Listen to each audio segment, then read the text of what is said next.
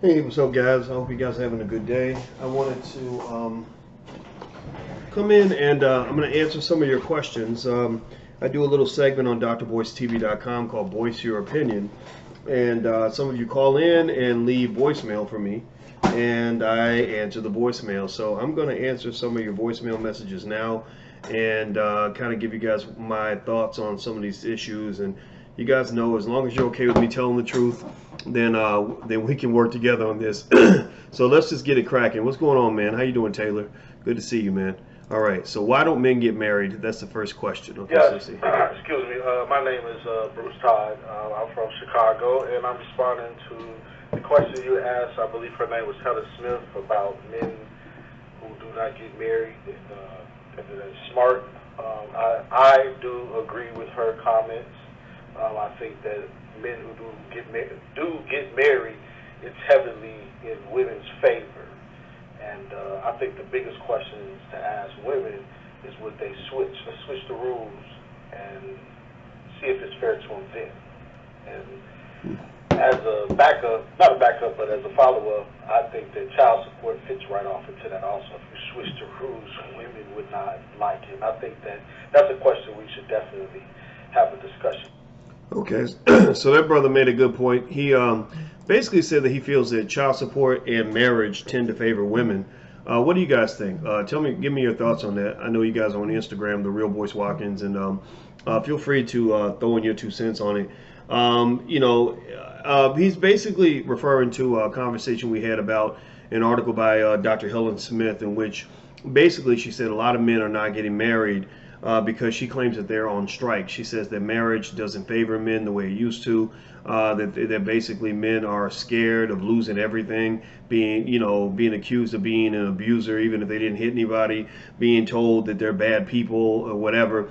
Losing their sex life and their freedom, in addition to the risk that if you cheat or something like that, usually it's cheating that takes men down. Then they lose everything. Whereas a lot of men, they have men think about sex every 7 seconds, and so some men have a harder time being faithful than others. And so she feels that it's risky for men to get married and that there's no balance. And so this brother's calling in basically saying he agrees with that. And I think a lot of men agree, actually. If you're a man and you're watching, feel free to throw your 2 cents in. And I think that nobody wants to hear it. Like, everybody wants to say, oh, that's BS, or oh, you're being negative and stuff like that. I don't think it's being negative. I think that's being honest. And I think that if you ignore it, like, you could just say, oh, they're just wimps, or they're just scared of commitment, they're commitment phobes. I think that that's not the most productive response. I'll just say that. So, I think with the child support thing, I mean, I've seen men get body slammed on child support and alimony and everything else. But then I've seen women. Now you're getting more women that are getting hit hard, financially. And so, when you talk about the financial side, both men and women are getting slammed by that. Now, when you talk about the other side, in terms of who ends up looking bad, basically, if a man gets married and he has sex with another woman, he's going to be looked at as a demon, almost like he raped somebody or murdered somebody or hurt somebody. And so I think there are a lot of men who are, because they're concerned about that, they just say, you know what, I'm not signing up for none of that. And I don't think it means you should change the rules if you don't want to, but I think it means, like, you should know why a lot of men are just afraid to do it. So that's, I don't know. I'm getting married next year, so there's only so much I'm allowed to say. But I will say that there's a reason why I did not get married until now. I didn't want to get married when I was younger because I didn't want a situation where another person could control my life and then ruin my life. I didn't want to be in that. I had to really trust somebody to feel like she wasn't going to do that to me. And I know women, it's required for women to trust as well. But I know as a man, it was like, no, I'm not going to let you pressure me into doing anything I don't want to do. If I ain't ready, I'm not doing it. So here's the next one. Let's see. This is about reverse discrimination. Having issues where you got within the educational system, what was the catalyst that spurred you starting this platform that you're on now? And can you speak to how is this, your belief system and what you're pushing, have you ever considered or discussed how is it not a reverse type of discrimination? I just simply want to hear your point of view on that. I would appreciate it if you would share that. Okay, I think that what she's saying is, when I say that, as you guys know, we believe in the black core of three. that we believe black people should educate our own children, create our own jobs, and support black businesses. And she's asking, why is that not reverse discrimination? I think that's what she's asking. If you call in, make sure you speak up so I can hear you.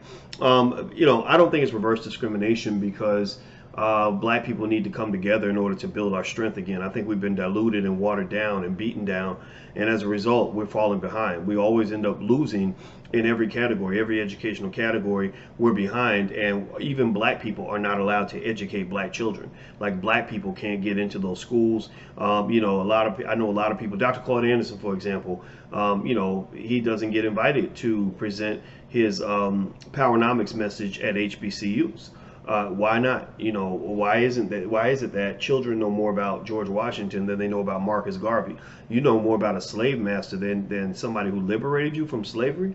That speaks to the system that you're being educated in. So it's not reverse discrimination. It's just a basic human protectionism. Every other ethnicity gets it, and they're able to do it without being bothered. Whereas there's something about black people where it's almost like people are used to sort of using you and screwing you over, and you being okay with that. So when you say, no, we're not going to take that anymore, people start saying, well, what are you doing, man? We had a good thing going here, dude. Well, no, we didn't. It was good for you, but it wasn't good for us. Let me see here. I see black men are undervalued in the USA, period.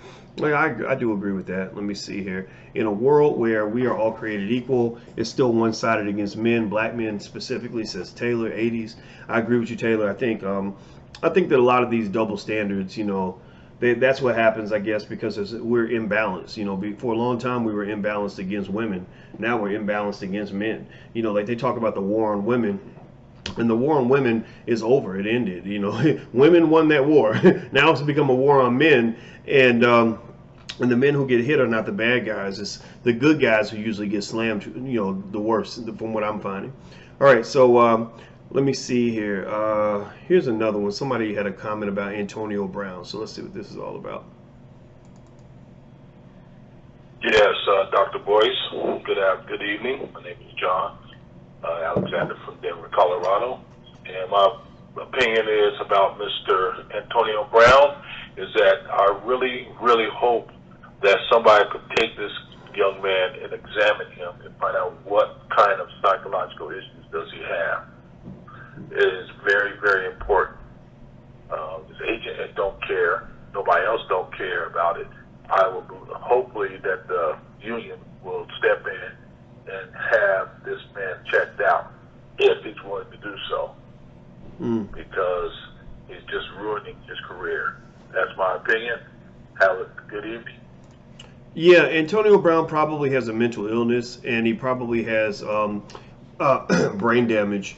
I think what's interesting, though, is I listened to his stepfather talk about him, and I pay attention to how people sound when they talk about you in your formative years and all that stuff. And his stepdaddy don't want nothing to do with him. His stepdaddy said he's always been entitled, he's always been an ass, he's always been tough to deal with, he's always been, a jerk. Like, they kind of had a situation in the household that was a lot like the movie Baby Boy, where basically you had this teenager there and the stepfather's in the house and they keep clashing. He said one day Antonio just hit him in the face, and the thing is, ladies, if you have a teenage son or a son who's going to be a teenager, and you try to date a man and he's a real man, and your son gets out of line and decides he wants to buck up and actually physically assault another man, be prepared for that man to leave, and or be prepared for your son to get his ass beat, because most men are not going to put up with that, and that is a constant conflict in a lot of families. And the best man to control a teenage boy is usually his own father. That's why fathers are very important. So you want to cooperate, find ways, read a book on co-parenting. They got videos out there on it. They got classes you can take. They have books you can read. Don't nobody want to read a book. They just want to ruin their children's lives. And so next thing you know, you got some guy off the street who's being told to manage something that's not his. He's being told to manage some other dude's kid, and the kid is like a horrible person toward him. It becomes a mess. The kid ain't happy that he's there. He's annoyed because men kind of are territorial. There's a reason why actually bears, like animals, you can learn a lot about the nature of mammals by looking at other mammals. Human beings are mammals. 95% of the human brain is similar to the brain of a mammal. Professor Ken Sapolsky at Stanford talks about this all the time. And basically, I don't know if y'all noticed, but you know that bears, if a bear gets with a woman that has cubs, some of those bears will eat those children, like literally eat them, or and definitely kill them. They'll be like, well, there's some other dude's kids, so we're gonna get rid of them and we're gonna start over fresh. Like seriously, and the women's actually the women start to I don't know if it's ovulate or whatever you call it, but they become very fertile after that, and they just have more babies, right? Because they're like, well, you know, the daddy ain't here, so he ain't protecting his kids, so horrible things happen to children who don't have their daddies around to protect them. That's why if you look at statistics on children that get assaulted or molested, the rates are much, much higher when the children don't have the father in the house, because the father is the protector. Or if you go to any local prison and you do a percentage and you say, what percentages of these men did not have a father in the house? It's like 90% or something crazy like that. It's some insane number, right? But if you go and you take, you know, a cross section of kids that do have the father in the house and say what percentage of these kids are going to end up in prison, the percentage is very, very low. So, you know, just me laying out truth.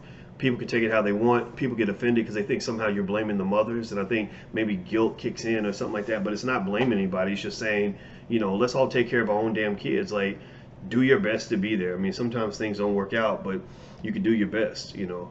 Anyway, let me keep going. All right, so let's see. This next question has to do with reparations. So let's see what they have to say here.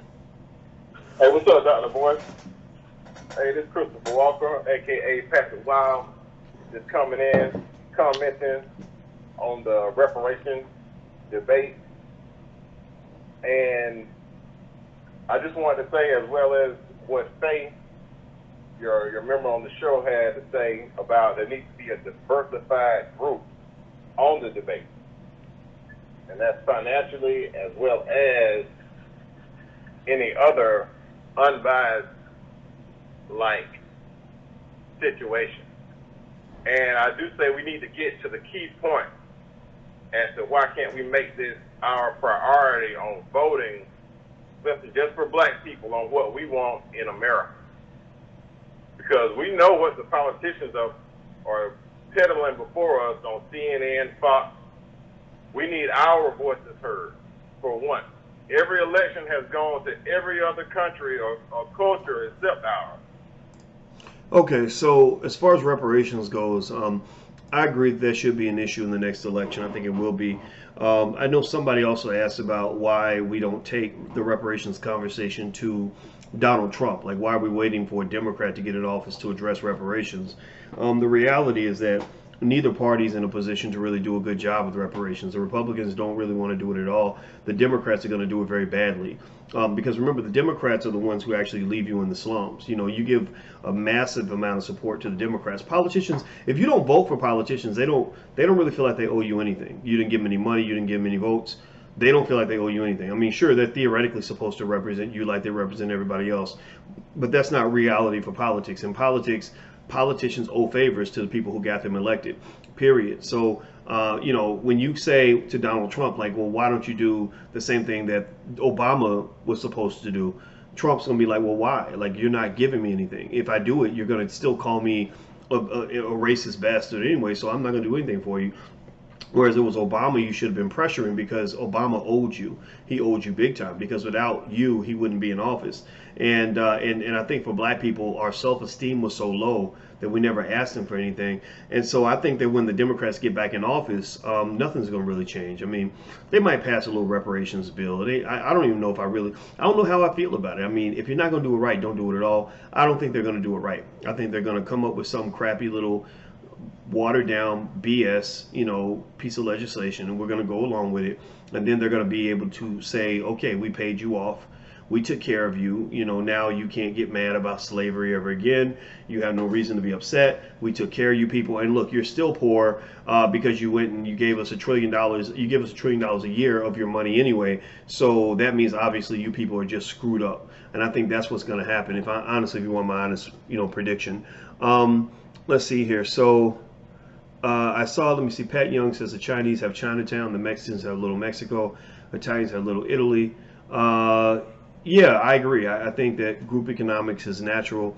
I think smart people should want to do that. Let's see here. Good brother, I think we need a total symposium on our community. What does a real nigga mean? Okay.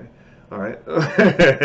Well, we got the All Black National Convention coming up next week, so that's going to be a symposium. So feel free to join us there.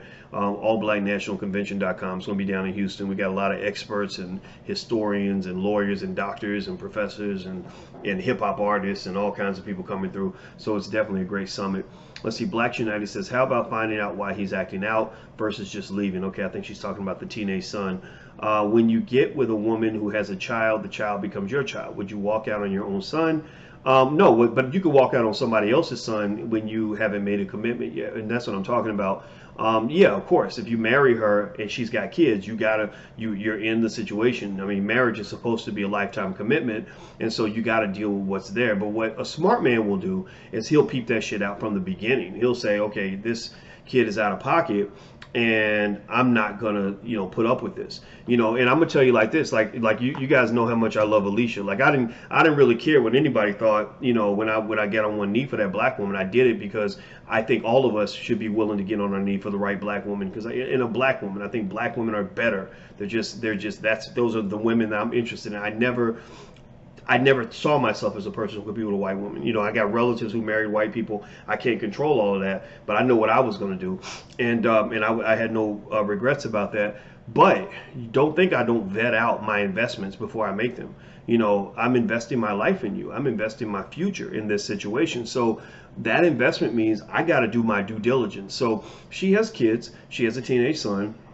I spent 2 years with him before I made my decision on whether and how I wanted to move forward. Now, the wonderful thing is that even though we have the clashes like anybody else does, but he's a good kid.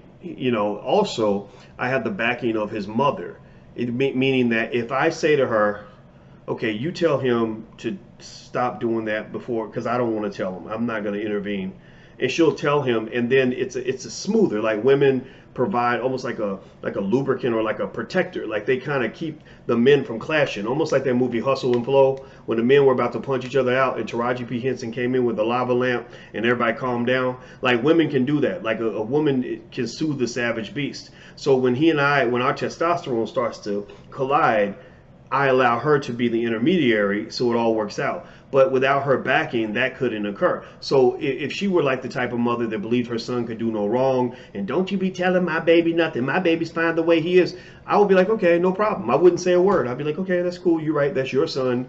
I'm not moving in. I'm not going to live here, because if I live here and he disrespects me, I'm going to end up body slamming him, and we're all going to be going to jail, right? So that's what, that's what I think a smart man does. I'm not saying that, but then again, some men aren't smart. I don't know. I'm just telling you like my thought process. And I think for men, you got to peep out. If you date a woman with children, you have to see what kind of children they are, what kind of relationship she has with them. Because if a woman has some little badass kids and she don't want to control them, and she wants to always, demean you in favor of the children, and doesn't want to form a unified front, then you don't want to be in that house. That's going to be a nightmare for you. You can go do booty calls or keep her as your girlfriend, but don't you dare marry her, because if you do, then you're going to be locked into a situation where you have all the responsibility but none of the power. Right? If I get the responsibility, in this house, I'm the head lion. That means if the bills ain't paid, that's my responsibility. If the house is not protected, that's my responsibility. I have all this responsibility on me, making sure everybody's good. And you can't give me all that responsibility without giving me some level of authority. Right? It doesn't make any sense. Why would you want to have taxation without representation, right? So ultimately, I think that people don't get that. And they have these men where they're like, okay, we want to use you. I want to use you for your money and have you around to pay the bills, but I'm not going to treat you like a man. Well, I'm sorry, maybe I'm old-fashioned, but I'm not walking into no situation like that. I'm not going to let no woman disrespect me and talk to me like a dog, and then still expect me to like be sweeping up after her and cleaning, paying for everything and doing all this other. Like who wants to live like that? Nobody wants to live like that, right? So we respect each other, and we know who the man is and who the woman is, It doesn't mean anybody's more important than the other. It just means that everybody kind of has their role, and you negotiate that stuff in advance, right? So anyway, that's my 2 cents. I didn't mean to go too long on that, but by the way, guys, I'm about to head on out. So you guys have a good night, and it was fun talking to you. And I'll see you guys soon. I'm actually going to do some more stuff tonight on drboycetv.com. So if you want to jump over there, feel free to jump over on the YouTube channel. I got to set up some stuff real quick. So I'll see you guys soon. Take care. And thank you, J-Bo, for your compliment. I appreciate it. Talk to you soon. Peace.